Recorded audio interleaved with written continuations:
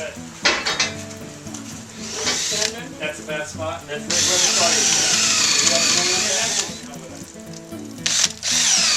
So Byron, this is for tensioning the drive belt, is that correct? We'll come through here.